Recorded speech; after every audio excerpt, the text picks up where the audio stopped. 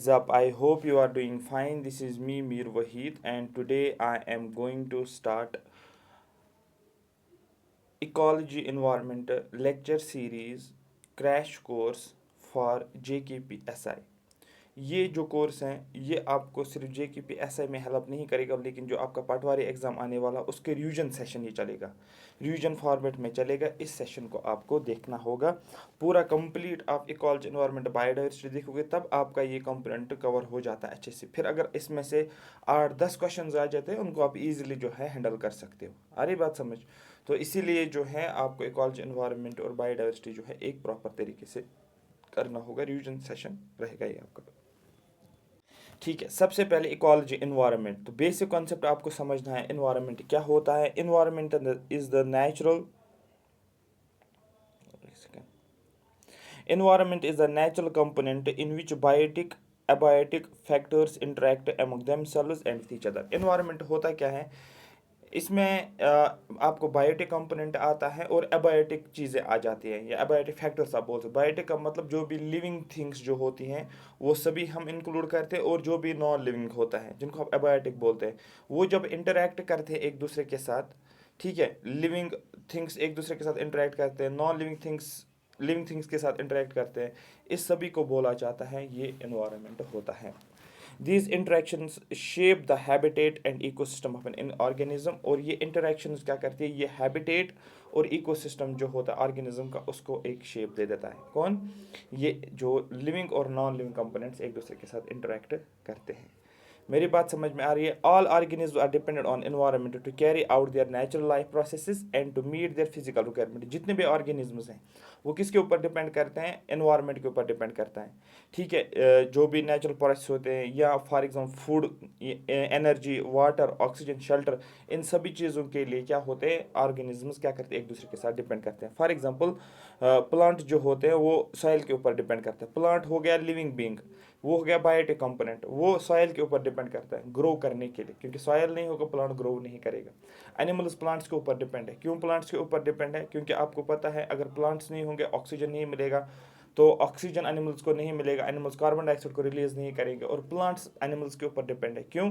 क्योंकि animals carbon dioxide को release करते हैं जो प्लांट्स यूज करते हैं। तो इस तरीके से क्या होता है, ये ऑर्गेनिजम्स डिपेंड होते हैं एक दूसरे के ऊपर। ठीक है, आई होप ये बात आपको समझ आ रही होगी। उसके बाद एक और कॉन्सेप्ट है बायोस्फीयर। बायोस्फीयर में क्या आता है आपको पता है, ये आपके पास होता है लैंड। ठीक है, आपके पास और क्या होता है, आपके पास एक वाटर होता है, और आपके पास क्या होता है सर, हमारे पास और होता है एटमॉस्फेयर जिसको आप एयर का नाम बोलते हो। इन तीनों को मिलाते हो, दैट मीन्स ये हो गया लैंड, ये हो गया एयर, और ये जो हो गया वाटर। ये जहाँ पर आपको एयर, वाटर और लैंड या लिथोस्फीयर आपको देखने को मिलेगा उसको आप बायोस्फीयर का नाम बोलते हैं। जहाँ पर लाइफ पॉसिबल होती है, बायो का मतलब होता है लाइफ, लाइफ का एक स्फीयर जहाँ पर पॉसिबल होती है लाइफ, आप यहाँ पर सर्वाइव कर पाते हो, क्योंकि आपके पास वाटर भी है, वहाँ पर आपके पास एयर भी है सर्वाइव करने के लिए, और आपके पास लैंड भी है, लिथोस्फीयर भी है। तो इसको हम बायोस्फीयर का कॉन्सेप्ट बोलते हैं। आ रही बात समझ? ये हो गया बायोस्फीयर। हैबिटेट का मतलब क्या होता है? हैबिटेट का मतलब होता है ये फिजिकल इन्वायरमेंट होता है जहाँ पर एक ऑर्गेनिज्म जो होता है वो रहता है। जैसे कि आप अपने घर में रहते हो, आपका घर आपका हैबिटेट हो गया। जैसे कि आप किसी कॉलोनी में रहते हो, वो आपका हैबिटेट हो गया। ठीक है, वहाँ पर आप पढ़ते हो, वहाँ पर आप सोते हो, सुबह काम के लिए जाते हो, फिर वापस आ जाते हो, तो वो रहने पे जहाँ पर भी आप रहते हो उसको आप क्या नाम देते हो, वो हो गया आपका हैबिटेट। तो हैबिटेट्स मिलाकर क्या बनाते हैं, एनवायरनमेंट को बना लेते हैं। अरे बात समझ? ए सिंगल हैबिटेट में be common for more than one organism which have similar requirements. For example एक single habitat, for example human beings की बात करेंगे, हमारे पास घर है तो वो एक सिंगल हैबिटेट है, क्योंकि हमारे पास रहने के लिए घर चाहिए, खाना पीने के लिए घर चाहिए, हमें सोने के लिए घर चाहिए। तो दैट मीन्स ह्यूमन बींग्स को, जैसे आप हो, आपका भाई हो, आपकी फैमिली हो, आप एक घर में रहते हो, तो दैट मीन्स मतलब कॉमन लोगों को एक सेम टाइप ऑफ हैबिटेट चाहिए होता है। ठीक है, इसी तरीके से एक सिंगल हैबिटेट होता है फॉर मोर देन वन, एक या एक से ज़्यादा ऑर्गेनिज्म को एक सिंगल हैबिटेट की ज़रूरत पड़ती है अगर उनकी रिक्वायरमेंट सेम होती है। For example a single aquatic habitat में सपोर्ट ए फिश। ठीक है, एक एक्वेटिक हैबिटेट है, अगर आप एक्वेटिक हैबिटेट की बात करेंगे, उस फॉर एग्जाम्पल मैं बात करूँगा ले की बात करूँगा, ओशन की बात करूँगा, या मैं पॉन्ड की बात करूंगा, ठीक है, ये हो गया एक्वेटिक हैबिटेट। तो वहाँ पर फिश रहती है, फिश वहाँ पर रहती है, और फिश को रहने के लिए पानी की ज़रूरत होती है, तो वहाँ पर वो रहती है, जितनी भी फिश हैं वो रहती है। तो दैट मीन्स एक सिंगल हैबिटेट, मतलब पानी में बहुत सारे ऑर्गेनिजम्स वहाँ पर सर्वाइव कर पाते हैं। अरे बात मोर than one organism, fish, small fish होते हैं, लार्ज फिश होते हैं, जूप्लैंक्टॉन्स होते हैं, फाइटोप्लैंक्टॉन्स होते हैं जो पानी में सर्वाइव कर पाते हैं।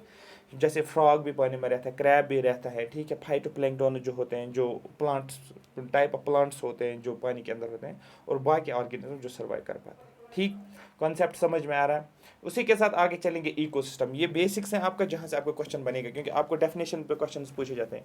इकोसिस्टम का मतलब क्या है? Ecosystem can be visualised as a functional unit of nature where living organisms, producers, consumers and decomposers interact among themselves and also with the surrounding in physical environment. Ecosystem का मतलब क्या होता है? जहाँ पर क्या होता है, जो भी लिविंग ऑर्गेनिजम्स हैं, फॉर एग्जाम्पल प्रोड्यूसर, प्रोड्यूसर का मतलब प्लांट्स जो अपना फूड खुद ही प्रिपेयर करते हैं। प्रोड्यूसर में एग्जाम्पल कौन आ गया? आप बोलोगे प्लांट्स।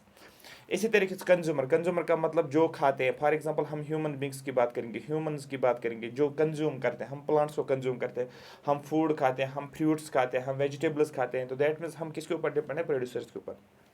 और डिकम्पोजर जो क्या करते हैं? चीज़ों को डिकम्पोज करते हैं, जैसे कि बैक्टीरिया, जब ये इंटरेक्ट करते हैं एक दूसरे के साथ, ठीक है, और जो भी इनके आसपास जो भी इन्वायरमेंट होता है, किन किन के अराउंड, जो इन लिविंग ऑर्गेनिज्म के आसपास जो भी इन्वायरमेंट होता है, एक तो ये लिविंग ऑर्गेनिज्म एक दूसरे के साथ इंटरेक्ट करते हैं और सराउंडिंग इन्वायरमेंट के साथ, उसी को आप इकोसिस्टम का नाम बोलते हैं। इस तरीके से आपको याद रखना है, ठीक है। इकोसिस्टम का साइज कुछ भी हो सकता है, छोटा भी हो सकता है, बड़ा भी हो सकता है। पॉन्ड की बात करेंगे तो स्मॉल इकोसिस्टम है, लेकिन अगर आप बात करोगे फॉरेस्ट, एक बड़ा सा इकोसिस्टम होता है। ओशन की बात करेंगे, एक बड़ा सा इकोसिस्टम है। इस तरीके से क्या होता है, इकोसिस्टम का साइज वेरी करता है, कहीं पर स्मॉल भी होता है, कहीं पर लार्ज भी होता है। जैसे कि एक्वेटिक इकोसिस्टम की हम बात करेंगे, ठीक है। आ रही बात समझ? जहाँ पर हमें लिमिटेड स्पीशीज देखने को, फॉरेस्ट में जाएगा वहाँ पर बहुत सारे स्पीशीज, वाइल्ड एनिमल्स देखने को मिले, वाइल्ड प्लांट्स देखने को मिलेगा, forest small trees, large trees, variety of trees देखने को मिलेगा। In the ecosystem, biotic and abiotic components are linked together through nutrient cycles and energy flows. लेकिन इकोसिस्टम में क्या होता है? जो बायोटिक, जो लिविंग थिंग्स होती हैं, ठीक है, जैसे प्लांट्स हैं, एनिमल्स हैं, माइक्रो ऑर्गेनिजम्स हैं, फाइटोप्लैंक्टॉन्स हैं, जूप्लैंक्टॉन्स हैं, या अबायोटिक कंपोनेंट की बात करें। अबायोटिक का मतलब होता है सॉइल की बात करेंगे, वाटर की बात करेंगे, लैंड की बात करेंगे, सनलाइट की बात करेंगे, एनर्जी की बात करेंगे, रेडिएशंस की बात करेंगे, ये सारी चीज़ें, टेम्परेचर की बात करेंगे, ठीक है, एटमॉस्फेयर की बात, ये सभी चीज़ें अबायोटिक कंपोनेंट्स में आ जाते हैं। तो इकोसिस्टम में क्या होता है? जो भी लिविंग और नॉन लिविंग कंपोनेंट जो होते हैं वो एक दूसरे के साथ लिंक होते हैं। किसके जरिए से? एक साइकिल होता है जिनको बोलते हैं न्यूट्रिएंट साइकिल। जैसे हमारे पास फास्फोरस साइकिल है, ऑक्सीजन साइकिल है, कार्बन डाइऑक्साइड साइकिल है, नाइट्रोजन साइकिल है, और हमारे पास और एनर्जी फ्लोज जो एनर्जी फ्लो होती है, ठीक है, from one trophic level to another trophic level. तो इस तरीके से न्यूट्रिएंट साइकिल्स के थ्रू क्या होते हैं? बायोटिक और एबायोटिक कंपोनेंट एक दूसरे के साथ लिंक होते हैं। मैं आपको एक एग्जांपल समझाऊंगा, आपको खुद ही समझ में आ जाएगा। जैसे कि एबायोटिक कंपोनेंट मैंने क्या लिया? लैंड मैंने लिया। एबायोटिक कंपोनेंट मैंने क्या लिया? कार्बन डाइऑक्साइड मैंने लिया, ठीक है। और बायोटिक क्या मैंने लिया? बायोटिक मैंने प्लांट्स या ट्रीज ले लिया। ट्रीज को क्या चाहिए? ट्रीज को चाहिए कार्बन डाइऑक्साइड, ये इसको मिलता है एटमॉस्फेयर से, ठीक है, ठीक है, या एनिमल से, आप बोल सकते हैं एनिमल से मिलता है। अब देखो, ट्रीज को कार्बन डाइऑक्साइड चाहिए ग्रो करने के लिए, फूड को प्रिपेयर करने के लिए, फोटोसिंथेसिस करने के लिए। मतलब ये हो गया एबायोटिक कंपोनेंट कौन सा? Carbon dioxide. और प्लांट क्या हो गया? ये हो गया बायोटिक कंपोनेंट। अब देखो ये एक दूसरे के साथ इंटरलिंक्ड है। तो इकोसिस्टम में क्या होता है? बायोटिक और एबायोटिक कंपोनेंट्स क्या होते हैं? एक दूसरे के साथ लिंक होते हैं न्यूट्रिएंट साइकिल के थ्रू। आ रही बात समझ? या एनर्जी फ्लोज के थ्रू। यहाँ पर ही खत्म नहीं हो रहा, आगे चलते हैं। और भी और कॉन्सेप्ट्स कुछ हैं जिनको बोलते हैं क्लासिफिकेशन ऑफ इकोसिस्टम। इकोसिस्टम को आप क्लासीफाई कैसे करते हो? आप बोलोगे सर इकोसिस्टम को हम क्लासीफाई करते हैं डिफरेंट टाइप्स में। जैसे कि हमारे पास फॉरेस्ट इकोसिस्टम, ग्रास लैंड है, डेजर्ट है। फॉरेस्ट जंगल होते हैं, ग्रास लैंड जो आपके पास ग्रासेस होते हैं, डेजर्ट आपको पता ही है। ये कुछ ऐसे इकोसिस्टम्स हैं जिनको जो लैंड के ऊपर आपको देखने को मिलेगा, लैंड के ऊपर उससे। और इसी लैंड को क्या नाम दिया जाता है? Terrestrial ecosystem. क्वेश्चन पूछा जाएगा, which of the following is a terrestrial ecosystem? Forest, grassland, desert, all of the above. आप बोलोगे all of the above.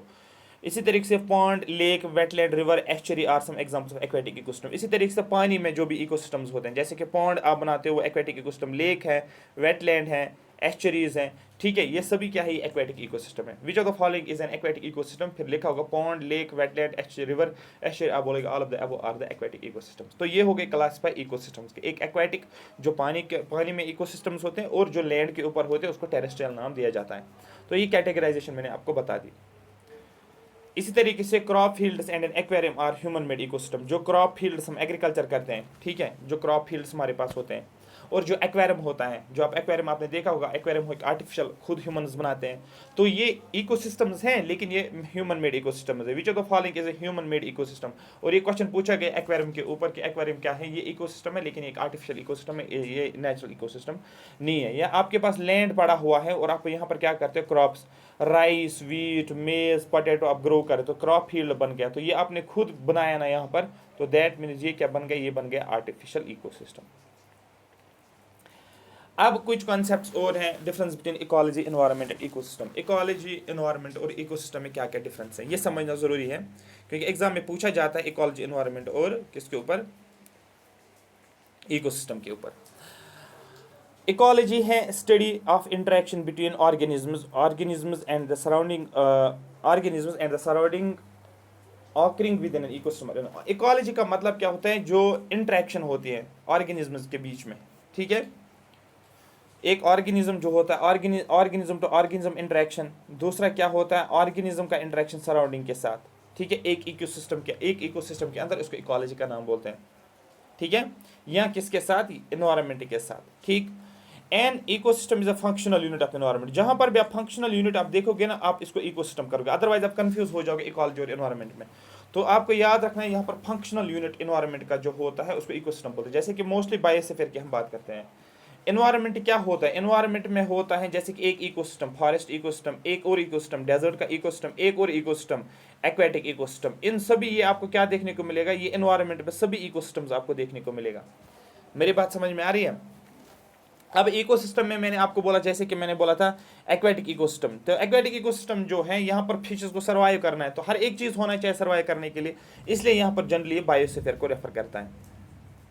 Environment can be almost everything और ए स्मॉल रीजन। एनवायरनमेंट जो होता है, जो आपके आसपास जितने जो भी चीज़ें आपके पास है, हवा है, एयर है, वाटर है, सॉयल है, स्टोन्स है, प्लांट्स है, एनिमल्स हैं, ह्यूमन बींग्स हैं, जो भी आपके आसपास है, वो सभी सब कुछ किस में आ जाता है, एनवायरनमेंट के अंदर आता है।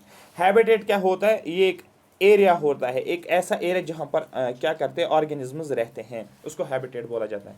बायोस्फीयर क्या होता है, region on the surface that supports life. आपको पता है ये अर्थ का पार्ट ऐसा होता है, अर्थ का पार्ट एक ऐसा पार्ट जहाँ पर लाइफ पॉसिबल है। जैसे कि नॉर्थ पोल और साउथ पोल में लाइफ पॉसिबल नहीं है, क्योंकि वहाँ पर काफ़ी ज़्यादा ठंड होती है, जो सर्वाइव करने के लिए पॉसिबल नहीं है। लेकिन अगर आप बाकी पार्ट देखोगे अर्थ का, वहाँ पर आप क्या करोगे, आप बोलोगे सर यहाँ पर जो है लाइफ पॉसिबल है, उसको बोलते हैं बायोस्फीयर, जहाँ पर एयर भी, वाटर भी, सॉयल भी है और बाकी सपोर्टिंग कंडीशंस हैं, ठीक है। इकोसिस्टम में जनरली हम बात करते हैं प्रोड्यूसर। प्रोड्यूसर का मतलब क्या होता है, आप बोलोगे सर प्रोड्यूसर वो होता है जो अपना फूड खुद प्रिपेयर करता है। जैसे कि एग्जांपल जो है प्लांट्स, सबसे बेस्ट एग्जांपल जो प्रोड्यूसर के प्लांट्स, ये क्वेश्चन पूछा जाता है, ये क्या प्रोड्यूसर। कंज्यूमर का मतलब होता है जो कंज्यूम करते हैं, जो प्लांट्स के ऊपर डिपेंड रहते हैं, मतलब प्रोड्यूसर्स के ऊपर डिपेंड करते हैं। फॉर एग्जाम्पल ह्यूमन बींग्स की मैं बात कर रहा हूँ, बहुत ज़्यादा इंपॉर्टेंट है, क्वेश्चन पूछा गया है कि कंज्यूमर्स में कौन आप कर सकते हो। बाकी एनिमल्स भी आप कंज्यूमर्स बोलोगे, लेकिन best example human beings. Decomposers का मतलब जो डिकम्पोज करते हैं, जैसे कि बैक्टीरियाज आपके पास है, जो चीज़ों को क्या करते हैं, डिकम्पोज करते हैं, ठीक है। तो इकोसिस्टम में इन सभी का रिलेशनशिप आपको देखने को मिलेगा, ठीक है। तो क्वेश्चन आपको ये पूछा जाता है, which of the following is true about ecosystem, which of the following is a functional unit of environment. Question पूछा जाएगा आपको कौन सा फंक्शनल यूनिट ऑफ एनवायरनमेंट, आपको बोलना ecosystem is a functional unit of environment. आ रही बात समझ, ये आपको याद टिक करना है, एज इट इज ये फैक्ट है, याद रखना है, इकोसिस्टम जो है ये फंक्शनल यूनिट ऑफ एनवायरनमेंट है। बात समझ में आ रही है, आगे चलते हैं।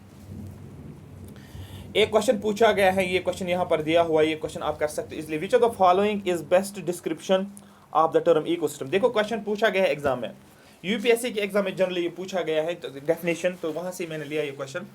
लेकिन यहाँ पर आप कंफ्यूज हो जाओगे कि इकोसिस्टम, बायोस्फीयर, बायोम, या आप क्या पढ़ते हो बायोस्फीयर, इन सभी में आप कंफ्यूज हो जाते हो, इकोलॉजी, एनवायरनमेंट में।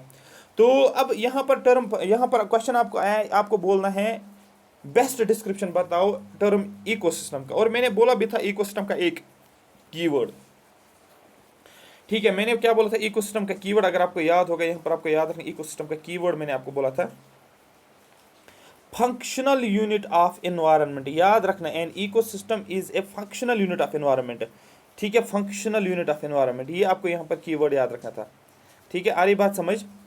अब यहाँ पर आप देखो, ठीक है, यहाँ पर सीधे मैं आंसर ही पढ़ूंगा। C a community of organism together with the environment in which they live. That means ये क्या हो गया, ये एक ये कम्युनिटी होती है ऑर्गेनिजम्स की, ठीक है, जो इकट्ठे होते हैं, मतलब कम्युनिटीज मिलाकर क्या बनता है, एक इकोसिस्टम बनता है। आ रही बात समझ?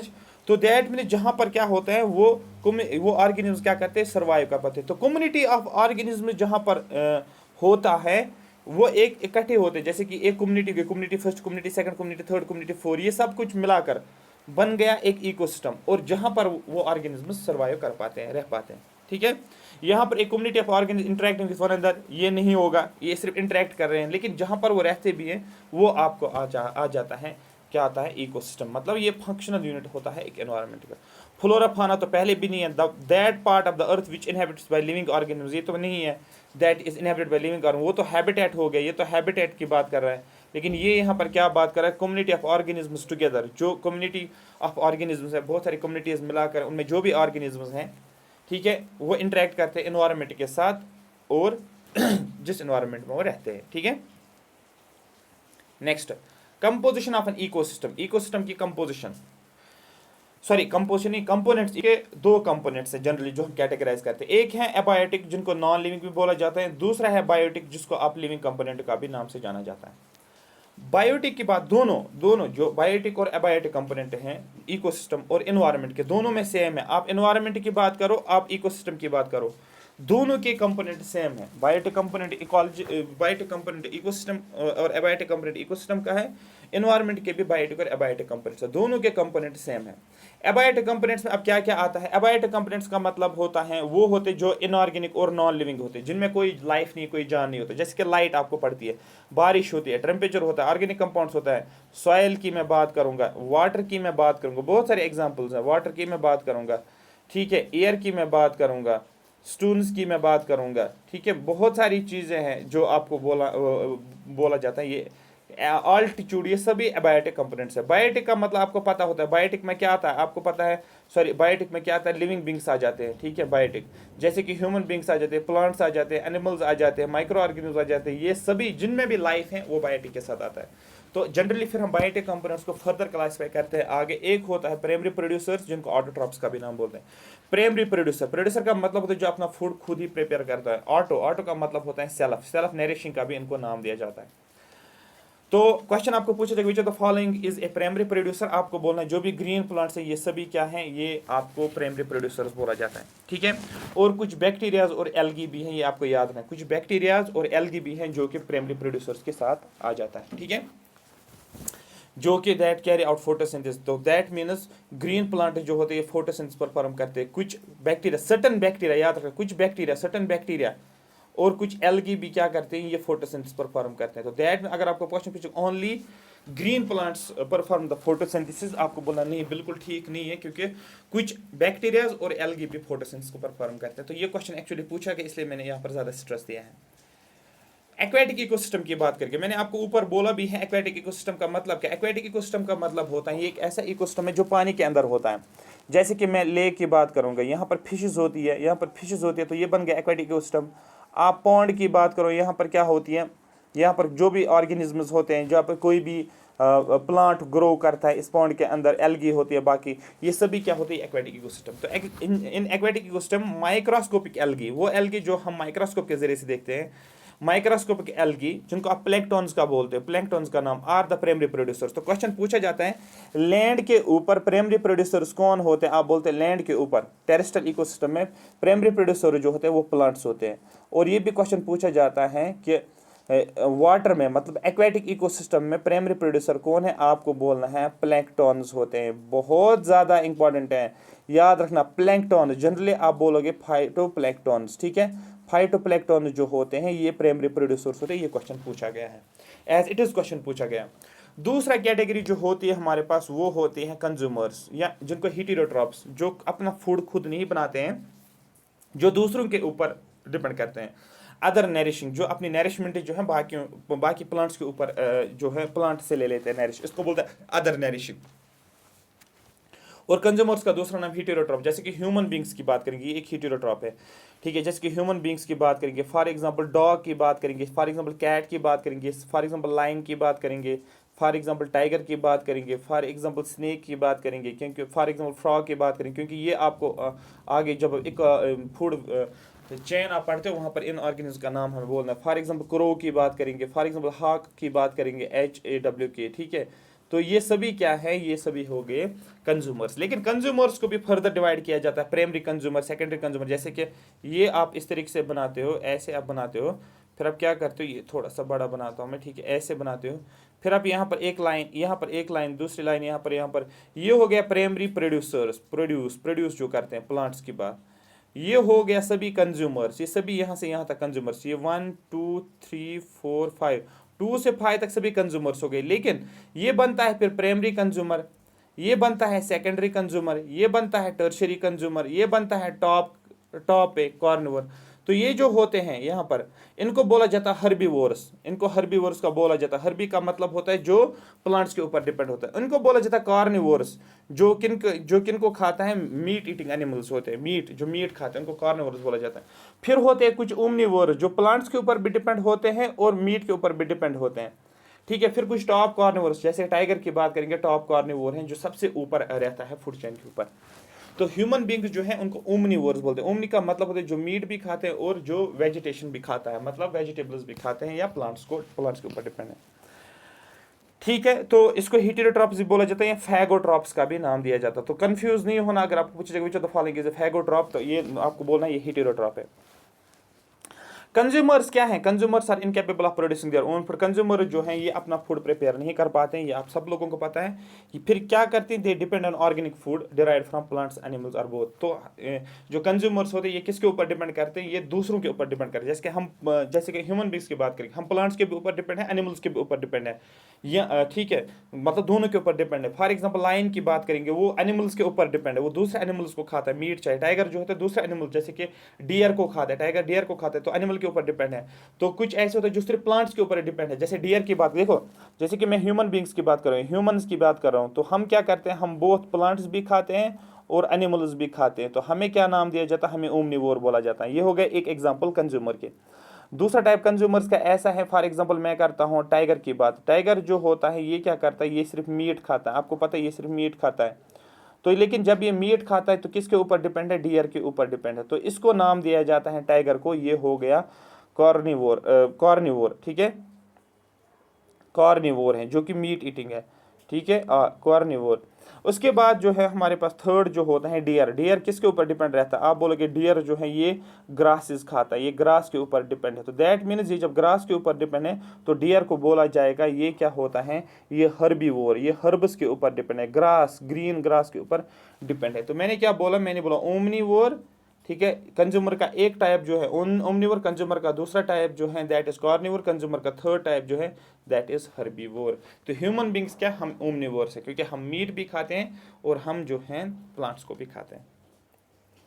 फिर कंज्यूमर्स को फर्दर डिवाइड किया जाता है, एक माइक्रो कंज्यूमर्स और मैक्रो कंज्यूमर्स, एक स्मॉल कंज्यूमर्स और हमारे पास लार्ज कंज्यूमर्स।